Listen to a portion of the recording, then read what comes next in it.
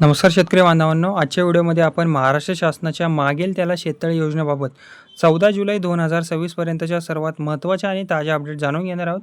आणि या व्हिडिओमध्ये बेसिकली आपण पाहणार आहोत की योजनेचे नवीन नाव नक्की काय आहे, अर्ज प्रक्रियेत कोणता मोठा बदल झाला आहे, ओके, आणि किती अनुदान नक्की मिळते, पात्रता काय आहे, कोणती कागदपत्रे लागतात आणि शेतकऱ्यांनी पुढे नक्की काय करावे. म्हणून हा व्हिडिओ तुम्ही शेवटपर्यंत नक्की पहा, कारण की या सर्व प्रश्नांची उत्तरे तुम्हाला या व्हिडिओमध्ये मिळणार आहेत. ओके, आता सर्वप्रथम मोठी माहिती म्हणजेच की पूर्वी नाव होते मागेल त्याला शेततळे म्हणून ही योजना जी आहे ती ओळखली जाणारी योजना होती. आता मुख्यमंत्री शाश्वत कृषी सिंचन योजना अंतर्गत छत्रपती शिवाजी महाराज कृषी योजना या नावाने आता राबवली जात आहे. आणि या योजनेचा मुख्य उद्देश म्हणजे की शेतकऱ्यांना शेतातच पाणी साठवण्याची सुविधा उपलब्ध करून देणे आणि वर्षभर सिंचनासाठी शाश्वत जलस्रोत निर्माण करणे. ओके, आता अर्ज प्रक्रियेमध्ये एक मोठा बदलसुद्धा झालेला आहे. चालू वर्षातील सर्वात मोठा बदल म्हणजे की MHA-DBT फार्मर पोर्टलवर अर्ज निवड प्रक्रियेत आता लॉटरी पद्धत बंद करण्यात आलेली आहे पूर्णपणे. ओके, त्याऐवजी आता प्रथम येणाऱ्यास प्रथम प्राधान्य म्हणजेच की फर्स्ट कम फर्स्ट सर्व या तत्वावर पात्र शेतकऱ्यांची निवड आता केली जात आहे. म्हणजेच काय की ज्या शेतकऱ्यांनी आधी अर्ज केलेला नाही आहे, ओके, ज्या शेतकऱ्यांनी आधी अर्ज केला आहे सर्वात पहिला, त्यांच्या अर्जावर आधी कार्यवाही केली जात आहे. ओके, म्हणजेच की त्यांचं काम पहिलं होत आहे. ओके, त्यामुळे ज्यांनी अजून अर्ज केलेला नाही आहे शेतकरी मंडळींनो, त्यांनी शक्य तितक्या लवकर अर्ज करणे महत्त्वाचे आहे. ओके, आता अनुदान नक्की किती मिळणार याबद्दल जर सांगायचं झालं तर आता सर्वात मोठा प्रश्न पडतो की या योजनेत किती अनुदान मिळते. तर शेततळ्याच्या आकारानुसार शासनाकडून थेट DBTद्वारे शेतकऱ्यांच्या बँक खात्यात अनुदान जमा केले जाते. किमान अनुदान 14,443, कमाल अनुदान 75,000 रुपये शेततळ्याच्या आकारानुसार. ओके, शेततळ्याचा आकार जितका मोठा त्यानुसार अनुदानाची रक्कमही बदलते. ओके, आता नंतरची एक अपडेट आहे महत्त्वाची, म्हणजेच की आता फक्त शेततळे खोदण्यासाठीच नव्हे तर प्लॅस्टिक अस्तरीकरण म्हणजेच की प्लॅस्टिक लायनिंग ओके करण्यासाठी देखील शासनाकडून स्वतंत्र अनुदान उपलब्ध आहे सध्या. ओके,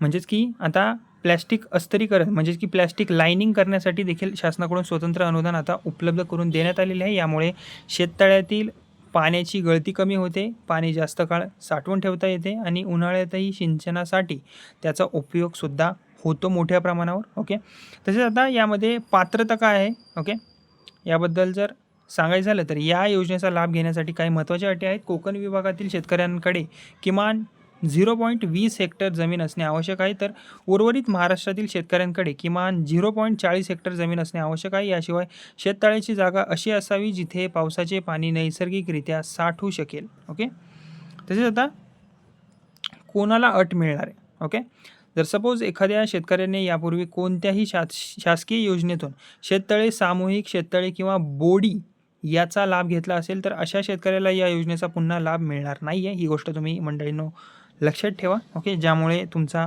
वेळसुद्धा वाचेल. आता अर्जासाठी लागणारी कागदपत्रे कोणकोणती आहेत, ओके, ते सुद्धा आपण बघून घेऊयात. आता ऑनलाईन अर्ज करताना काही कागदपत्रे आवश्यक आहेत, ती म्हणजे की 7/12 उतारा, 8A उतारा, आधार कार्ड, आधारशी लिंक असलेले बँक खाते, जमिनीचा तांत्रिक नकाशा किंवा स्वयं घोषणापत्र. कागदपत्रे पूर्ण आणि अचूक असल्यास अर्जाची प्रक्रिया तुमची जलद होऊ शकते. ओके, आता